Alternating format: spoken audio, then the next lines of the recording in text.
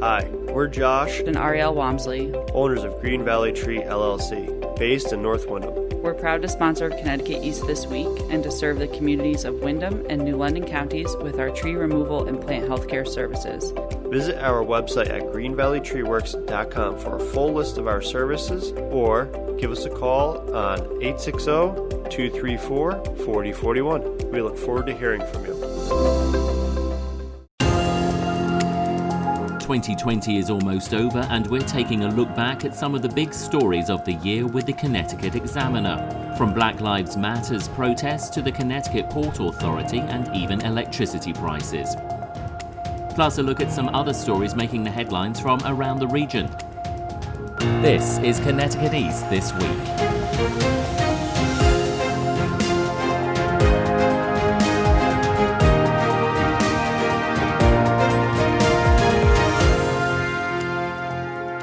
Hello, I'm Brian Scott Smith. It's a tradition in the media at the end of the year to take a look back at some of the stories that made the headlines, and Connecticut East this week is no different. So to help us out, we invited the team from the online newspaper, the Connecticut Examiner, based in Old Saybrook.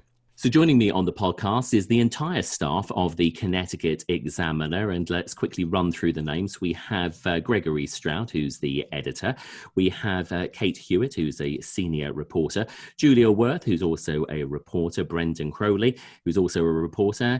Amelia Otte, who's a new reporter. And we have Anna Elizabeth as well, a fairly recent join to the Connecticut Examiner. Welcome to you all. Thank you. Hey, Brian. Thanks, Brian. So thank you ever so much for taking time out of your incredibly busy days as journalists, reporting on all of the stories that you do. Even though we're heading into the Christmas and holiday season, it doesn't mean that the news gets any lighter. Now, Greg, just before we get into the whole talking about some of our favourite stories and stories which have stuck with us over the last year, I just wanted to ask you, how is the Connecticut Examiner going? Because I believe it's coming up for 2 years old next year.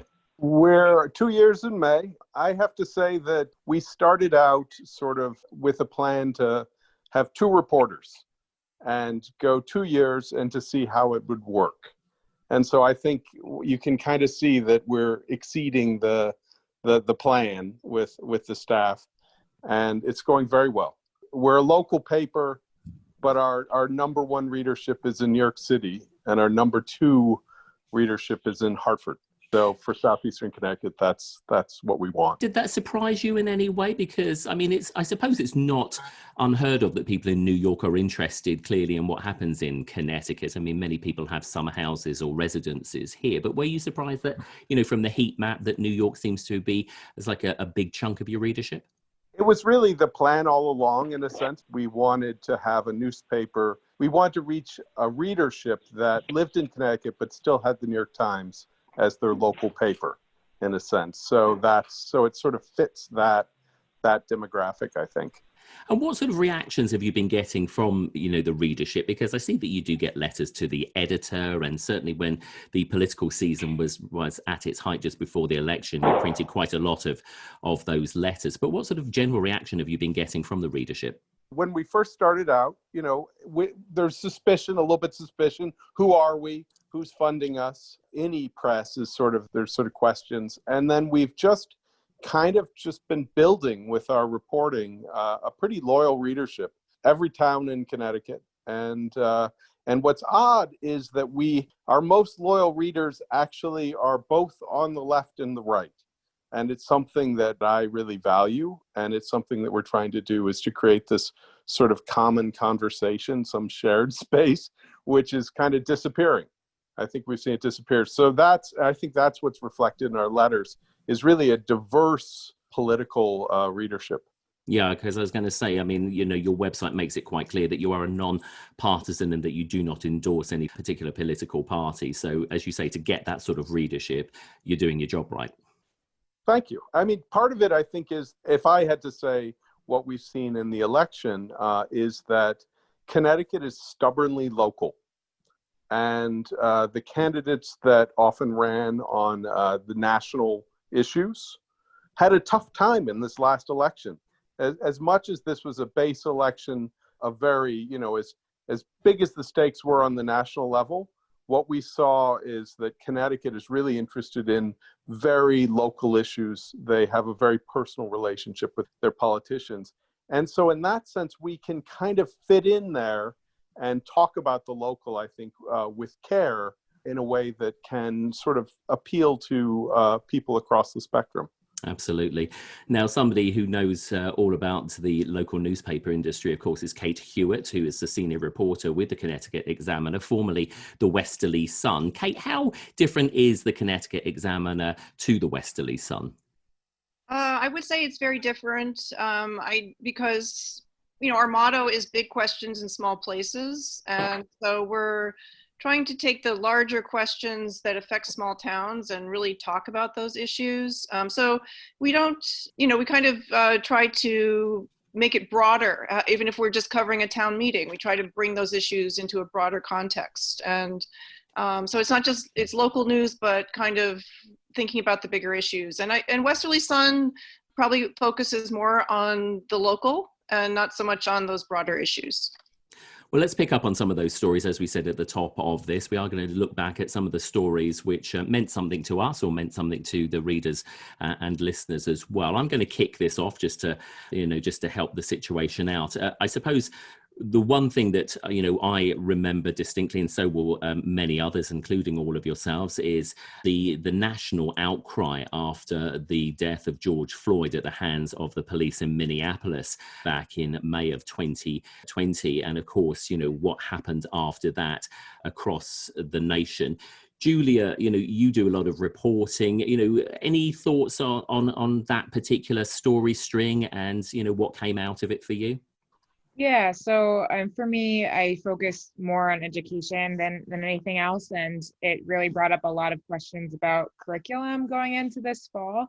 A lot of the different school districts in Connecticut started considering, mostly because parents were bringing it to the forefront, adding in different types of curriculum and different programs. And at the state level, actually last year, they passed a bill saying that all high schools had to offer Black and Latino studies to students. It's not a requirement, but it has to be offered. So people were trying to branch off that and say, okay, we need more education or changes to the way kids are taught or trained in schools. And obviously there's been a lot of pushback to that too from other parents and educators, but it's been a big conversation this fall.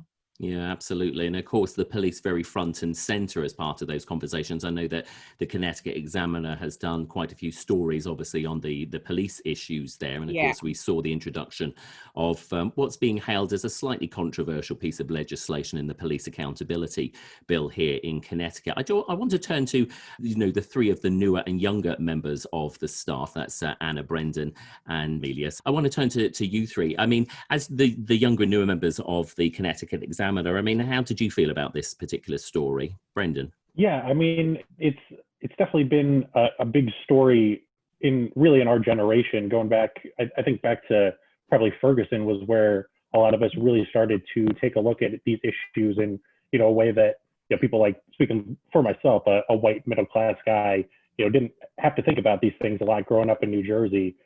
So just having that conversation brought to the forefront, it's definitely something that you want to consider in your reporting. And I think the way that I try to, follow up on that is, trying to look at the ways that the government has made reforms to try and hold police more accountable. I think one of the chief ways has been, the proliferation of body cameras on police officers. And there was a grant program that they had passed back in 2015, and just kind of looking at what was the success from that. And it turned out that a lot of, local departments had not really taken advantage of it. And now we're having the same conversation again 5 years later, and the state saying, it's time to get on board and get those body cameras. And Anna, what about your thoughts on, what came out of that particular story? Yeah, so I joined the Examiner in October, so it was a little bit farther into the year when some of those protests from earlier in the summer were not as prominent.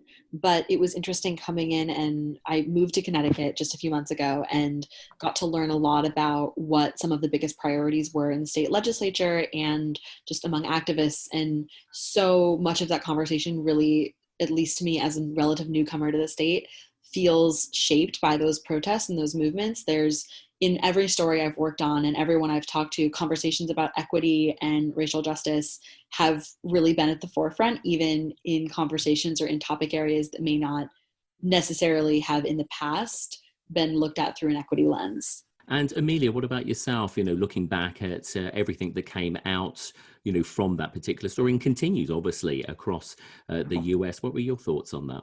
One of the things I really value about working for the Examiner is that, like Greg was saying, we have readership on both the left and the right. And I think that with this kind of an issue, particularly the ability to hear different voices, the ability to talk to different people, to hear the legislators that are trying to make changes, to talk with the police officers who are really trying to address this in the best way that they can, to talk with people of color who have really suffered from this.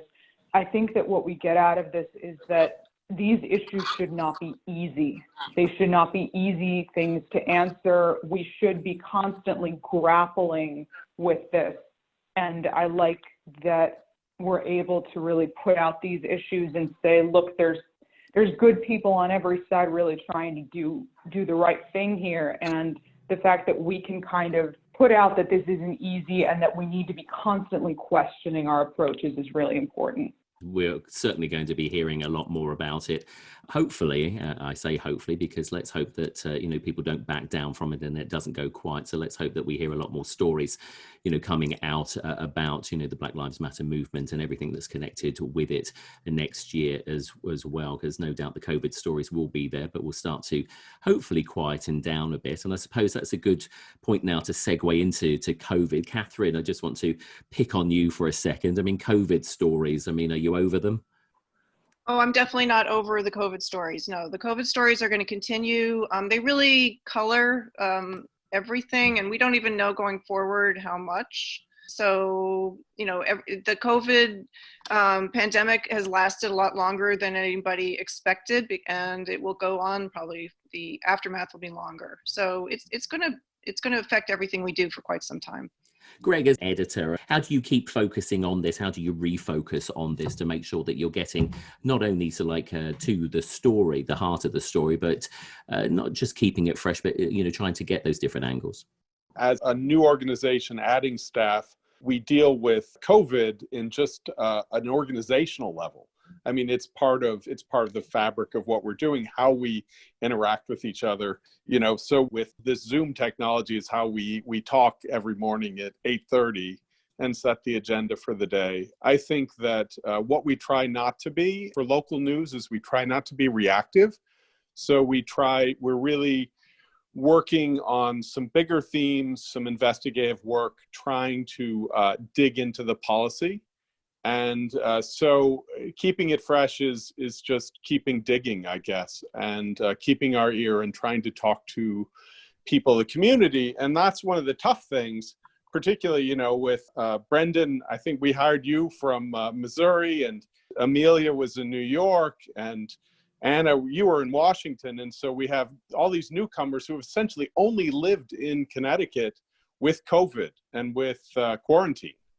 So trying to keep it fresh and to get these sort of interactions and voices from the community has been a challenge, I'd say. But I'm really happy. I'm really happy with my staff, and we just keep working at it.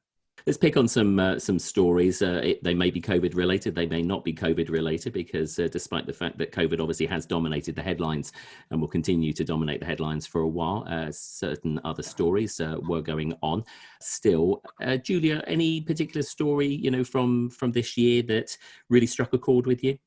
I think two really kept coming back in my head when I was thinking about it this week. The first one was just how COVID impacted education so much, and particularly special education, which is something I've really taken an interest in the past year or two, written a lot about. And just remote learning doesn't work for so many different types of students. And in all the discussions about returning to school this fall and how they could do it better than in the spring, they kept coming back to different special needs that kids have that just can't be met through a Zoom class. And that, will affect these kids for many, many years to come. Kate was saying this is going to have an effect for a long time, and those kids don't get those years back of education. So that's something that's been, in my head. And the other one is the nursing homes, of course. I, wrote about that back in May and June, and just really that has been where a lot of COVID deaths have come from in Connecticut. And we're still figuring out, how can we do better with nursing homes? Yeah, I think what was fascinating about that story, apart from the clear tragedy behind all of it and the, the deaths at our nursing homes, which, are just deaths too many, was the fact that the state spent so much money on that New Jersey organization, Mathematica, to get them to help them out to understand, what they were or weren't doing, sort of thing. I also question whether or not some movement, in positions, made by Governor Lamont possibly had some form of impact as well, because of course, even now we still only have an acting commissioner of the Department of Public Health. It does bring up all those sorts of questions. Yeah, definitely. I think there's a lot of questions still, even though the report was finished and they've looked a lot at what was happening in the nursing homes. There continue to be decisions made both on individual nursing homes and at the state level that, could be reasons why people are getting COVID or not. So let's turn again to our younger staff members. And Amelia, any particular story that really stood out for you this year? I think in terms of COVID, I jumped around a lot with coverage, kind of filling in different areas we needed. I did quite a bit of business coverage at the beginning, and that was really interesting, looking at, the amount of job losses that we've had, not just in Connecticut, but across the nation, and the way that is affecting the smaller businesses in particular, who are really just trying to keep themselves afloat. I think another story was I wrote about housing and Connecticut trying to help people get housing and be able to afford their rent, because so many people were falling behind on their rent. And again, looking at both sides of that, looking at not just the tenants who were struggling, but also the landlords who were having difficulties because they weren't getting paid that money. So, how do you address these things? And I think the other thing would be, I did some reporting on domestic violence, and looking at the way domestic violence increased because of, these women being locked in the house with their abusers, the kids around, maybe there was more drinking, maybe people lost their jobs, but really looking at, how do you address all of these issues when basically you're just watching all these different structures fall down because of the pressure of the pandemic. For me, one of the things that COVID has really highlighted is a world that is basically broken. And we're not just talking here in the US, we're just talking across the planet, that mechanisms and whatever that we've had in place for years have shown that they just, they do not work. But this has really shown how bad the situation has become. And we can only hope that once we start to get on the other side of COVID, that these things, get addressed properly, and it's not just a case of a Band-Aid is put on there and we just move on. Anna, what about you?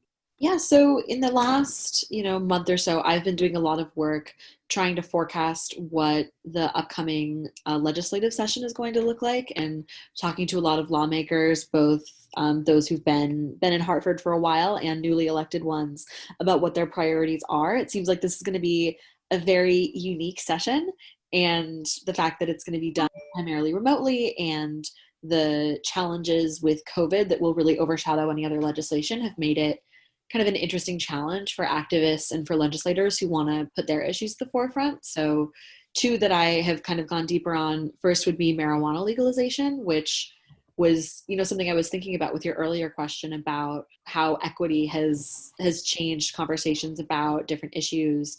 So much of the fight to legalize marijuana recreationally in the state and expunge previous records really does seem to be around questions of racial justice. And for some that are on the left, that really seems to be the top priority. And it seems like most of the debate around that bill and what it will look like will be around where revenue goes, and many on the left arguing that all of that revenue should go not necessarily to reparations, but to really reinvest in communities that were harmed by previous drug policies. And then the other kind of issue I've been looking into is ranked choice voting, which is something that the legislature has, like with legalizing marijuana, has taken up in the past that has not been successful, but is something that a lot of activists are really, really fighting for. So I'm looking forward to being able to dive deeper into what's happening in Hartford this upcoming year. Yeah, I think it's definitely going to be an interesting legislative session. And Brendan, what about you? Yeah, I think the one that's really followed me through in reporting has been electricity. We had kind of right when I got here over the summer, there was the kind of the double whammy of a steep rate increase followed by a tropical storm or people without power for more than a week. And you saw people really taking a look at their energy bills, maybe closer than they had in previous years, and really putting pressure on the legislature and regulators to do something both about, the rate increases and storm response. And, we saw the pressure they put on regulators. PURA pretty recently just made some pretty significant changes to the way that they set rates that may not, lower rates, but will definitely limit the actual swing that you see on a bill. Like you won't July 1 be hit with a huge rate increase. So I think that, that's definitely been the big story for me as a reporter. Yeah, I mean, I covered that a bit as well and spoke to the chairman of PURA, Marissa Gillette, who is an absolutely incredible lady and has only been in the position for not quite 2 years, but certainly I get the impression that PURA is going to start putting its foot down quite heavily on many matters, obviously not just the power companies, but obviously everything else that falls within their remit as well. And Kate, I think you've probably covered this as well, the Connecticut Port Authority, because I know I certainly have. Oh, that is ongoing. I was just saying, I'm going to, put out a story next week to just try to explore some of the issues that are coming up right now, because some of it's federal in terms of allowing, what are they going to do for regulations around the wind energy and the fishermen. They're starting to notice that it really may affect the fishermen's livelihoods. So that's starting to be a big deal, but there are many, many other issues around the state pier. So that's absolutely ongoing. I don't know if you had the opportunity. I sat across their first public meeting in almost 2 years recently, and there was some very sharp criticism aimed fairly and squarely at the Connecticut Port Authority, and it came from every direction, including the mayor of New London, who had some very harsh words to say, and some feelings obviously and some passion was coming out there, but also, of course, Kevin Blacker, the Noank resident and businessman who has been a constant thorn in the side, as it were, of the Connecticut Port Authority, but shows that the David and Goliath story is still going strong even today, because I will give it to that gentleman. He has so much energy and certainly makes it very clear that he is not backing down until he gets something far more equitable working for everybody who has businesses in and around the state pier. And Greg, what about you? I guess I would, in terms of stories, I guess what I'd like to do is I'd like to just comment and say, if you listening to all my reporters just speak about their local issues, and as you spoke pretty eloquently about the idea of a broken sort of polity, sort of on a not just a national level but an international level, I think what you hear is a different kind of local news. I mean, this does not sound like the Garden Club. This sounds, we're actually trying to talk about serious issues where people live, and bit by bit, try to encourage and build up some kind of sort of shared public space. And I think I come across this, I mean, my background is in academics and in 20th century Europe. And so I know broken, and I look at how people in the 1950s, particularly the Germans, looked at it, and they say, what went wrong? And what do we need to do to fix it? And I guess I could say that you couldn't get more broken than Germany in 1950. And they're looking pretty good right now. And why? In part, it's because of things like newspapers and public conversations and talking to each other and speaking in a way that's rational and it's based on good information. And that good information requires people like Amelia and Kate and Anna and Brendan and Julia all going out there, doing the footwork, finding out what's happening, going to the meetings, and helping inform the public so they can actually have a conversation about something and not just about rumor and fear. Well, our time is up, believe it or not. So I'm going to say thank you to all of you. Greg, you just went through all of your staff's names, so I won't go through them again. But I would just like to say it's an absolute pleasure to be able to work with all of you at the Connecticut Examiner. And we are very fortunate to have you around in a time when we see so many newspapers and other news outlets folding, or situations meaning that they're unable to bring the very important local news to the people, that they serve. So long may you continue. All of you have a great holiday season. Be safe out there, and we look forward to talking to you, all of you, more in 2021 as we continue to provide the news to the people of Connecticut. Take care, all of you. Thanks, you. Brian. Thanks. Take care.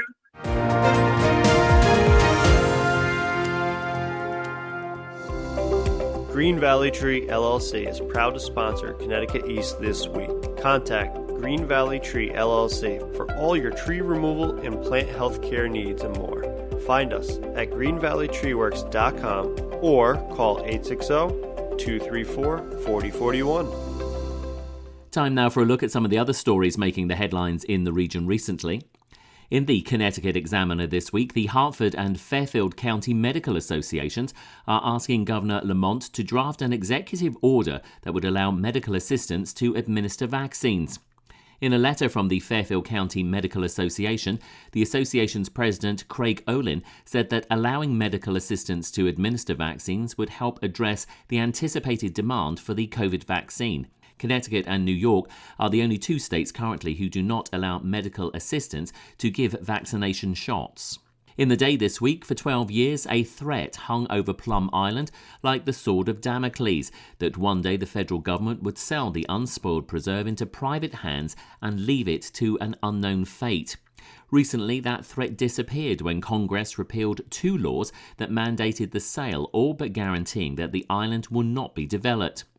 The 840-acre island, which lies 8 miles south of the region's shoreline, is home to the Plum Island Animal Disease Center, but has been off limits to the public for decades. The lab is scheduled to move to Kansas in 2023, after which the island will likely be declared surplus federal property. A coalition of 110 groups with a broad range of interests has been waging a bipartisan fight to keep the island out of private hands. In the Norwich Bulletin this week, mourners stood silently in a circle clutching a single candle and photos of deceased Norwich area homeless people earlier this week to remember 13 homeless and formerly homeless who died in the region this year. The 18th annual Homeless Persons Memorial was moved from the basement to the parking lot at St. Vincent's de Paul Place due to COVID-19 concerns. Leanne Gomes, Norwich's Human Services Director, read the names to about 30 attending and added a memory of each person they were memorialising. In the Chronicle this week, longtime Stores resident Joan Carter tried to get her stories published without success for decades. Thanks to her granddaughter Deb Ryan and daughter Alice Dustin, that dream finally came true this year, long after Carter's passing. 2 decades after Carter's death, A Christmas Fable was published this year just in time for the holidays. It's a wonderful way to honour her memory, said her granddaughter. Carter told the Christmas story to her great-grandchildren and even some of her great-great-grandchildren before she died at 92 years old. And in next week's Connecticut East This Week, in the first podcast of 2021, we bring you an inspiring story of Tom Lafreniere, a Norwich native who's 91 years old. Tom talks to us about his time in the US military serving in Korea and his subsequent careers as a Norwich firefighter and manager of his parents' tavern, culminating in his continued involvement with his local community and raising thousands of dollars for charity.